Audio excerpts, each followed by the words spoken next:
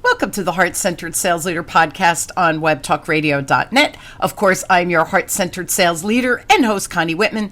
Thanks for joining us today. Now, I hope every week as you tune in, number one, you feel my mission that the word sales, we are going to create this loving, kind, amazing feeling instead of that icky, pushy, obnoxious kind of vibe. So that's number one. Number two, to help you navigate or maybe even just change your mindset so that you do approach sales from this place of love, care, and respect. I have my free gift for you, which is my free communication style assessment. It tells you your natural communication style, and it will also give you insight into your buyer's natural communication style. So go to my website, whitmanassociates.com/CSA for communication style assessment, my free gift to you. I hope it helps you understand your clients maybe just a little bit more easier so that it just paves the way to an amazing, loving conversation with your prospects and clients. Today, my motivational quote is by Anais Nin, and Anais says, "My ideas usually come not at my desk writing, but in the midst of living." So how important do you think it is to be labeled as an expert in your field? And is the book the only way perhaps to gain that type of authority? And does this type of status and recognition help with lead generation, business, and sales growth? So today, of course, I have an amazing expert where we're going to dig in and talk about this topic. Juliet Clark, back for the second time on the show, is a dynamic and sought-after speaker and podcaster who has spent the last 20 years helping authors, coaches, speakers, and small businesses all over the world, big expert platforms. Now, corporate companies, startups, authors, and speakers worldwide have benefited from Julia's unique and massively effective method of mastering lead generation and qualification for expert status. Her podcast, Promote, Profit, Publish, helps listeners understand how to use great tools in the coaching and small business space. So please help me welcome Juliet to the show. Thank you for being on, my friend. Thank you for having me again. Yes. Well, we had such a great conversation last time. It was like, okay, so we have to do this again. I agree. Yes. So let's start with writing a book, right? It is important. We see more and more business owners and really businesses in general writing more books. Why do authors need to be aware of maybe the importance of writing book, but also emotionally what happens during that publishing process? Because this is our baby, right, when we write a book. So there's a lot of heart and soul that goes into it. So talk about those two aspects of writing a book. Well, yeah. So first of all, the book. There are a lot of authors who write the book to get more business. And in the world that I work in, you should be that expert first and then write the book. Sometimes you can write that book too soon, and it really doesn't serve you to not have that whole plan how you're going to integrate it into the business. What happens during the publishing process is sort of amazing. So you've been this really powerful leader, you've written a book, you're confident about your ideas, and then people get imposter syndrome so badly.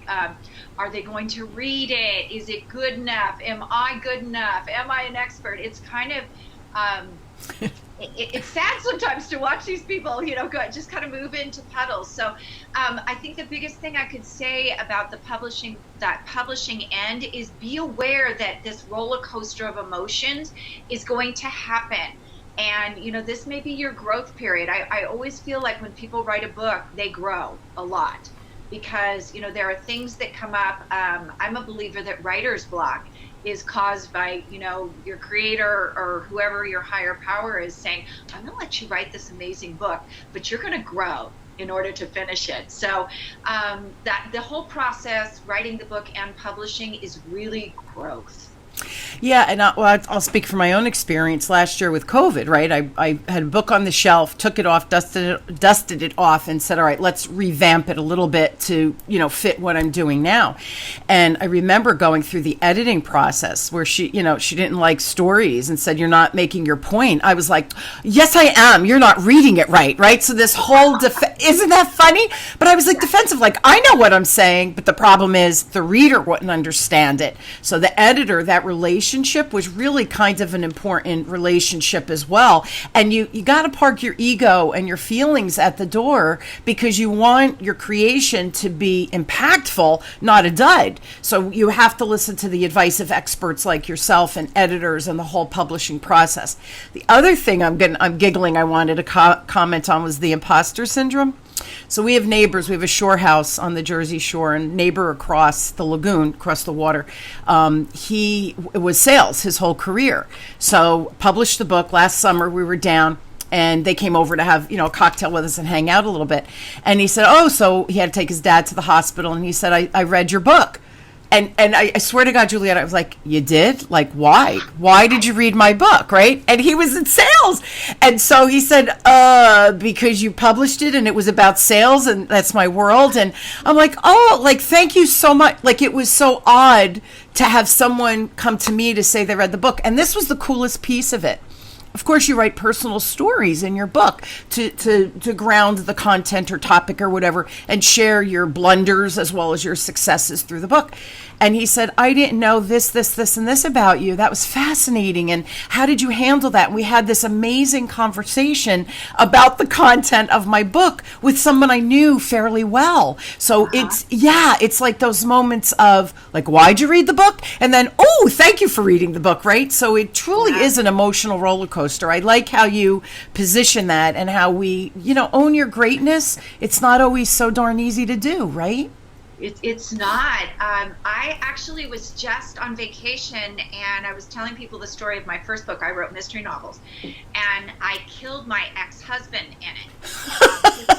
Got divorced, it was just the thing to do. Well, my ex-husband was at the table, and everybody's like, I want to read that. And I was like, yeah, they were really crappy mystery novels that I made a lot of money on. And they're like, I want to read it. I was like, why? We are who we are, right? And that we all have that negative record player, even when you do create something amazing and successful, right? I want to read that book just because you killed your ex-husband. I think that's fascinating. And I think cool for him that he was at the table and, got a chuckle out of it as well. So he was a good sport. So that's kind of cool. Yeah. What is important about the launch? Because this is really critical for the success of the book, I think. And really that launch, how does it supercharge getting to that number one and the value of that? So I think one of the things that I see over and over, and our company has a lot of criteria for taking your book, even though it's self-publishing, is what is the message and how are you going to use it for your business?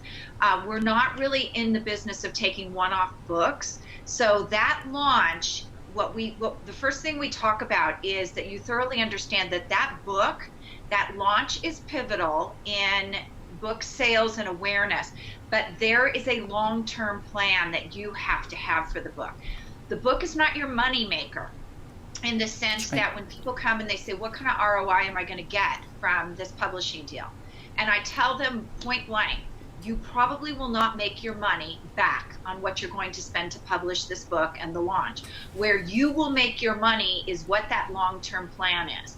So I think that's the first thing to understand about a launch is it's bringing an audience together, and this is your low barrier entry level product into your funnel. So anybody in your audience who can't afford a program, product, or service today, they probably can afford the $20 to your book. And you have to understand that. But also getting that to number one, understanding where you want to get it to number one and what kind of numbers you need to get it to number one. So I have a lot of people who come and say, I want to be a New York Times bestseller. Well, your platform needs to be extraordinary, and you need to sell probably 30 to 50,000 books in a week. Most people can't do that. Yes. So what is the next step? Is it a USA Today? Is it a Wall Street Journal? That takes an extraordinary amount too. Not nearly as much as the New York Times, but it does take quite a few. So is it Amazon okay? And where do you want to go? And then where do you want to go? Most people launch a book and they never sell another book again. So that long-term plan is really, really important. And for most of our people, we have that quiz that's been the audience builder, and that book becomes the thank you page so that you can take people from that quiz into the thank you page and keep yourself on page 1 of Amazon, because if your book isn't on page 1 consistently, people probably aren't buying it. So, what are those strategies we can do to keep it there? Yeah, and it's funny, the long-term plan, I think we think, oh, did it, check off the box. But how does it, and that's silly because you put all this effort, you spent this money, right? It's time and money, any effort that we put out there, especially publishing a book. So what's the arc, right? What is the usage long-term of, in this case, we're talking about the book. So an example, my book, I had my 10-week masterclass that spun off of that. And that's really where the ROI starts, right? The book itself is, $16 or whatever it is, $6 on Kindle. And then the money comes with the masterclass. And then really people hire you even further for one-on-one coaching and other upsells from there. So I think that's so important that strategically you guide the author about what is really the purpose of writing this book, but how can you leverage the book for long-term revenue generation, not necessarily the book being the moneymaker. So I think that's just really important. And you know what's funny, Juliet? I don't know that, especially new authors, we're good at business. That whole world of author and publishing, it's another whole dynamic of learning and skill sets that we need people like you to help us navigate, because there's just too much to do. So self-publishing and putting yourself on Amazon, we can all do that. But what are you doing with it? And I think that strategic partner like yourself is that missing piece that we're leaving money on the table, which as a sales expert, my head wants to explode. Everything we do, right? It's time and money. What is the return on the investment? What is the return on what I'm giving my clients, right? Because for me, it's always about the client journey as well. So all of these pieces of the puzzle, you are the strategic person to help navigate. So I think that's really important message. I just wanted to make sure everybody understood that. Yeah, that definitely is. I'll give you a great example. We have a book launch party on Sunday for Dr. Nan Nelson, and this will probably publish after that.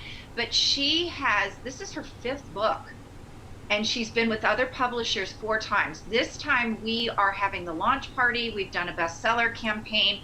The minute the invites went out for the launch party, she hit number 1. Because there were people in that list who said, oh my gosh, Nan, I haven't seen you in years. I can't make the party, but I'm going to start clicking now. And we have a methodology so that people actually open those invites.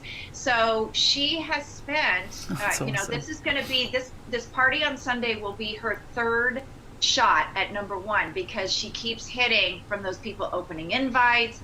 And, then the launch party is actually going to be this weekend, and we will get another round with number 1. So it's really that whole planning process to keep you up there.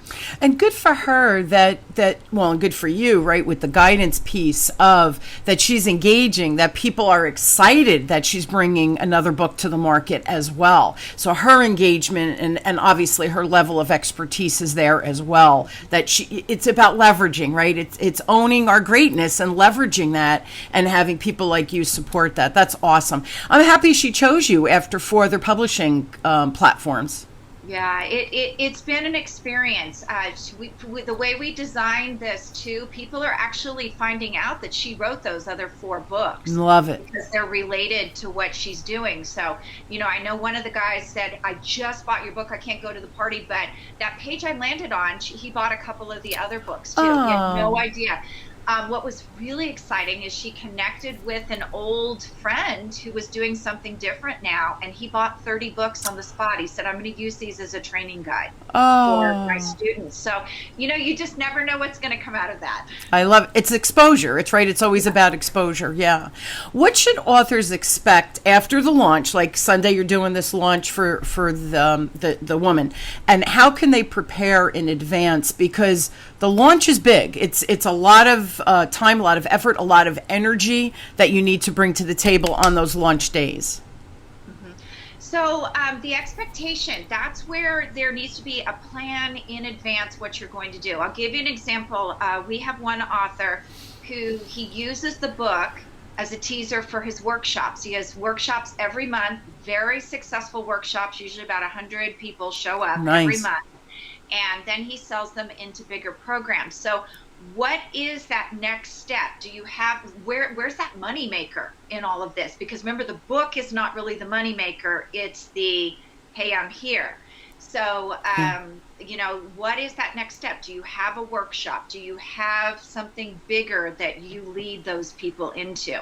And that's where you can actually sell more books to the people who may not be able to afford that bigger ticket item, but now they've read it, they've got your personality, they understand that they have some gaps, and that they're coming back and looking at when they can afford that thing that you have that they need. It's funny, when I published last year, I was on a lot of podcasts. Spoke at a lot of summits, especially COVID, virtual. It was so easy to get on all of these platforms. Again, because I have a pretty big network. So I was speaking, and two people that joined my masterclass this year, of course, I always ask, oh, how'd you find me? How long have you been following me? And they said last year, heard me speak about the book, bought the book, started following me, my podcast, subscribed to my email list, right? What is Connie up to? And then when I ran the workshop to get people into the masterclass, they immediately signed up for the workshop, and then they immediately signed up to be part of the masterclass. So it's that nurturing sequence where people really get to know you. And the cool thing was, and both these women that I had never met before, a couple of other people knew me that were in the class, but these two women I had never met before. And they said it was like every time they saw me speak, or every time they listened to a podcast, or when they read the book, they said it felt like I was talking to them. So clearly they were my right target market, because I spoke from a place that I knew how they felt. I understood what their issues were, or struggles, right? Really, it's a struggles with that whole sales conversation. And then I had the solution, but it's that like, no trust factor. And I think the book is a really nice place to start, because you do tell those personal stories. Plus they get to see your strategies and ideas, and, what your solutions really are, and will they serve them? So the book is just such a nice entry point, I think, that's inexpensive for people to connect and get to know you. So yeah, it's definitely an authority builder, even if you had the authority before, right? Yeah. And here's the other thing about a book is when it's written in the way you talk, the way that you work in your business. There are hundreds of people who do what I do. But when people read, Pitch Slapped, or for you, when people read your book, they feel that resonance, like you're their people. Yeah. And for those big guys out there who won't even have a conversation with you, you're having a conversation with the sales team. It's intimate, it's connective. Anybody who reads my books knows that I'm an action person.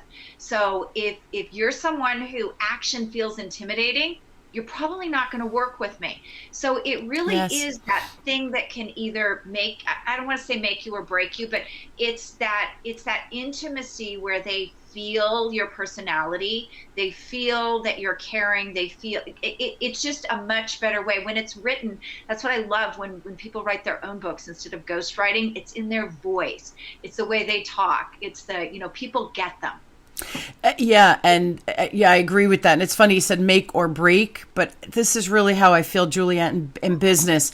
If I'm the right person to lead you to make more money in your business, your career, whatever it is, from, to improve those sales skills, I love it. That's wonderful. If you feel uncomfortable with what I'm writing, then I'm not the right person for you. And that's okay. There's somebody else out there who is, that will resonate more with you, because everybody can't love us and think that we're the best thing since sliced bread. So that make or break, I think it's important, because it gives people in a low entry point where they're not spending a lot of money to think, oh, she is not for me. And that's okay too, because you too, right? We don't want to work with people who don't get us, because we're not going to get them then. And then that's just not for a good relationship, in my opinion, right? That is so true. And that probably one of the biggest lessons I learned in sales was now I'm to the point where, if it's meant to be, it's meant to be. Absolutely. I don't have a big, I feel like once you're in the stage where you're convincing someone to hire you, you've already lost. If you have to convince someone, they're probably not for you. That's right. That's the icky sales that we're all used to, that every, you're always closing, I think that was from, Always be closing. oh, was that Glenn Carey, Glenn Ross. Glenn Ross? Oh my God. Like, to me, oh my God, that's a horrible thing to say, right? Always be closing. Make sure that they get no 3 times. Oh, so you walk away feeling like a sleazoid, right? To me, that's horrifying. And agree. I'm clearly not the right person if I have to persuade you to work with me just by me being me, us having our conversation, getting to know each other, me making recommendations, and you thinking, oh, she's speaking my language. They're the people I want to work with, right? Because that's what's going to resonate with me. Then we can have fun. We can really dig in. We can be intimate, not in a weird way, but really move the needle for the person as well. Yeah. As an author, what do you think the biggest, because you deal with authors obviously all the time, what is the biggest misconceptions that new authors have that you kind of have to help them navigate? Kevin Costner's Field of Dreams. If you build it, they will come. And just not true.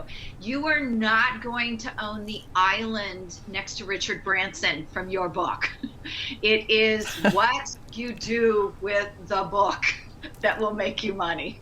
Yeah. How do authors respond because I know for me too, with my clients, like they come in with this huge expectation and you're like, whoa, doggy, let's peel this back a little bit and come back from a reality standpoint of what the expectation is, what the process is, and really what real reality looks like, not this, I want an island next to Branson, right? So what are the biggest pushbacks maybe you get from authors, or do they buy in pretty quickly? You know what? So it's sort of mixed. Most people will buy in very quickly, and they will thank me for being truthful. So that's probably the biggest thing I get when people hire me. Or I actually am a little lazy with sales and marketing because I have a 95% referral rate. I love it. I get most of my clients from other people because I started out this business as a truth teller. I got into this business because I had been lied to. I was in traditional publishing. I self-published my first book, and I was appalled at the model. The things they told people, the things they offered to pay for, like it was horrible. And so I've always been a truth teller in the industry. And then I will get other people who are in kind of airy fairyland, and they don't usually tell me, you're wrong. They just go someplace else. So it doesn't matter to me. That's why I end up with a lot of people who work hard. I would say all of my authors in the last 2-3 years, they're hard workers. They do what I tell them. If they can't for some reason do what I tell them, just like emotionally it doesn't feel good, then we'll find a workaround, because everything has to be authentic. Yeah, I agree. But for the most part, it is okay, I understand that this money I'm about to spend, that I have to have a plan to get it back. So most of them do. Yeah, and you just said something that I think is important too. So every client isn't cookie cutter. Your process is your process, but how people navigate and fit through that process, you allow them to be them. Did I understand that correctly? Yes. So, there are some people who they don't have content. So I have to put out, you need content. Then we have that discussion. Is it a podcast? Is it, what is it? What's going to be your lead gen? What feels good? Are you out speaking? So we go through a lot of that because we want to grab the low hanging fruit, of course, but we also want to build a platform that brings new people in. And there are things that are super comfortable for some people that other people are like, no. So, some people, I'll mention a webinar and they'll be like, oh, I'm never going to do a webinar. Malin Svensson, who was Jane Fonda's personal trainer, she had a whole series. She was selling an online exercise program. A webinar was perfect for her. She engaged some people who are an expert in it, because I'm not, a marketing team, and that was great for her. We have other people who a podcast is better because they don't have a lot of time. So, we send them off to our podcast people to engage and get that done. So it just depends on what you're comfortable with. You and I go out and we speak publicly a lot. Some people aren't there yet with it. So, we have to come up with what's comfortable. I love it because we're all on a journey, and I just hit my 200th episode with my other podcast, Enlightenment of Change. I know, isn't that exciting? And 23 countries, I shared them in 23 countries. And that's so amazing. But when I started my podcast, a lot of that happened, right? And, finding guests was such a challenge. Now I'm referred people all the time and I have amazing content, but I don't even try anymore. But you didn't start there, right? So I think that's so important that you have the process, right? You set the expectations, you come up with the plan, but the plan is truly organized to support where the person is, because that's the worst thing you can do is, well, you got to speak. If you don't speak, nobody's going to find you, and the person is so uncomfortable speaking, it could actually be a detriment and lose sales for them, I would imagine. Yeah, it is. Another thing that we do a lot is I feel like brand new entrepreneurs get really sucked into this digital marketing, and they spend $20,000, $30,000, $40,000 on it. And I feel like when you're selling a big ticket product, that your sales is human to human. Agree. So a lot of what we do is being a Sherpa to people that can help them get to the next level with reasonable expense and good people who are not the hype. I feel like the big heavy hitters out there are not always, they're great marketers, but they're not great deliverers. And you really need someone to hold your hand at the beginning. So I feel like we're sort of a Sherpa in that sense too, about, they'll bring me somebody and I'll say, yeah, stay away.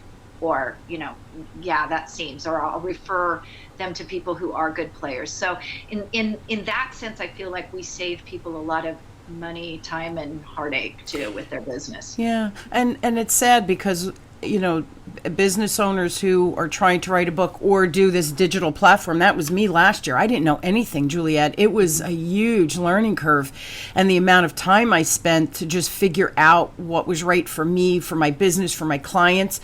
It was hard. It was a hard year, and emotionally exhausting, physically, mentally, the effort that had to be put out is, so you got to find the right vendor to help you figure out what the right thing is for you to bring to market. So if I'm hearing you right, you really have a team of people. Is your background marketing? Because you're talking a lot of marketing language for me. I actually went from traditional publishing to advertising. I worked at Day on billion-dollar accounts. So I think that's where I sort of have this unique background that helps me with both areas of the publishing and the marketing. So I get a lot of people bring me publishing contracts all the time, like, explain this to me in publishing language and should I sign it? And you'd be amazed what's in some of those publishing contracts, that when you sign it, there's some ugly stuff in there. Wow. And see, you don't know what you don't know, because it really is. And again, talking from experience, there's so much gibberish. You're reading and I'm like, I don't even know what that word means. Like, what? Let alone the context within a contract or whatever from a learning standpoint. It's an uphill battle at times. Do you have an actual team or a group of people that you just trust and know? So if somebody does need the marketing, they can go to the marketing. If it's the podcast that should be the platform where they kind of start. Do you have people you trust in that podcast space that can guide and educate and get the author there? Absolutely. I send a lot of people to the podcast company that I use, because I literally record, I upload it, and they write the blog. They do everything. I post it. That's it. It's done. It's transcribed. It's, uploaded to Apple and Roku and YouTube. And I have a YouTube channel I don't even know how to get into. And I figure that so many people out there, that's the number one thing I hear when I say you need content, is they'll say to me, I don't have time. And so, I do have a trusted partner there that I send people to. I have a trusted partner that I send people to for courses. I'm not an expert on how to put courses together, so I have a trusted partner there. So, there are different pieces. When people bring me the book and they don't have that next step, then I have to introduce them to people. We need to get that next step in place for you to be successful. So I do have a lot of trusted referral partners. And see, that's the other thing, Juliet. I think that's important. My philosophy when you're with a client, 3 things happen, right? You're the perfect fit and the client's like, yeah, let's get this rocking and rolling now, today. The second one is you're not ready for me. So as you meet people, you think, okay, yes, I can help you. You need to do these 3 other things first, and then on the next piece of the puzzle, but let's not start yet. So you stay in contact, you nurture them, right? And you help them with those other pieces of the puzzle. And then the third one is, I'm not really what you need. You're kind of past me, or I'm just not the right person. You need to meet the podcast person, or you need to meet the person for the course creator. So I think it's really important to have those trusted advisors that they're tried and true for you, because it's your reputation. Like, I know when I refer a partner, that's my reputation that I've built in 39 years. I can't bring someone to the table or refer them if they're going to even, put a blemish on my reputation. So I love that too, because I have my peeps as well that, it's like, oh my God, I have the perfect person for you. And there's enthusiasm and love that comes through that referral, right? Because they are trusted advisors in your own world. So I love that. That's so important. I just wanted to make sure I understood what you were saying. Yeah, and I think that piece there builds trust as well. When you're able to, not look at the sale at hand this minute and say, you know what, you're not ready for me. You need to go here first. Instead of saying, oh, I'll try to do that, even though it's outside of my zone of genius. And I know every time I've tried to do something out of my zone of genius, it hasn't turned out well. So I think that those were the lessons, that it's like, this is what I do. This is what I do really well. If this is not what you need, then let's get you to somebody that can help you. Yeah, we stay in our lane, right, Juliet? I love that commercial. Stay in your lane, right? We do that really well. Well, it's funny because everybody's like, oh, marketing and sales. And I always correct them. No. Marketing is a very different animal than sales. I'm really good at sales. Please don't ask me to do anything in marketing. Please don't ask me to write copy. I hire people to do that, right? So again, stay in your lane. I think that's really important. Agree 100%. We're out of time. I want to share, everybody, please, if you're even contemplating writing a book, Juliet is just a master at getting you on the right course right out of the gate, so you save yourself a ton of money, time, but really angst and emotional, just like, what's the next thing for me? She is an expert. I love her. She's one of my peeps. So I highly recommend, have a conversation, honestly. Even if it's just a thought right now, Juliet can really get you in the right, I say the right church, right pew. She can not only get you in the right church, but find the first pew you should be in. So connect with Juliet. On her email is juliet@superbrandpublishing.com. Check out our website if you're intrigued, and go to superbrandpublishing.com. Any last words of wisdom, Juliet, for the listeners? No. I we covered so much. I know. Here's my word of it. Just do it. Don't be afraid to get published. Don't be afraid to speak. Don't be afraid to get on podcasts. Don't be afraid. When in doubt, just reach out to Juliet. Again, Juliet at Superbrands. I want to make sure I'm saying that, superbrandspublishing.com. Have a conversation. What does it hurt? And again, I highly trust Juliet, so go for it. That's my word of advice. Go for it, right? Thank you. Thanks, Juliet. Thanks for being on. Thanks for sharing those stories and just, a little pieces of the puzzle for people to understand. We don't always know what that next step is because we can't clearly see it. So somebody like you with the description today, I think hopefully it made people think, well, wait a minute, maybe I do have a book in me, or wait a minute, maybe that really is the next step for me. So thank you so much for that clarity. I truly appreciate it. Always a pleasure hanging out with you.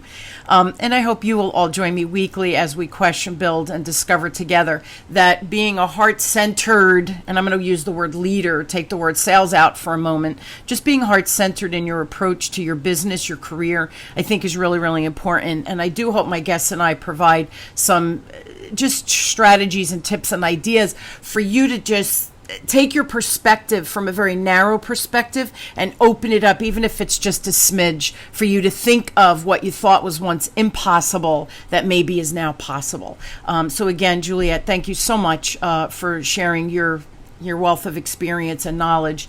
And thank you all for tuning in to the Heart-Centered Sales Leader podcast with me, your Heart-Centered Sales Leader, Connie Whitman, and host on webtalkradio.net. I truly am honored to have you on this journey with me, and I do appreciate my guests and the wonderful content that they share with you guys. And just tune in every week. I appreciate it, and I'll see you next week. I hope you have an inspired week where you change your perspective to maybe think about becoming an author. It's fun. Have a good one, everyone. Thanks, Juliet.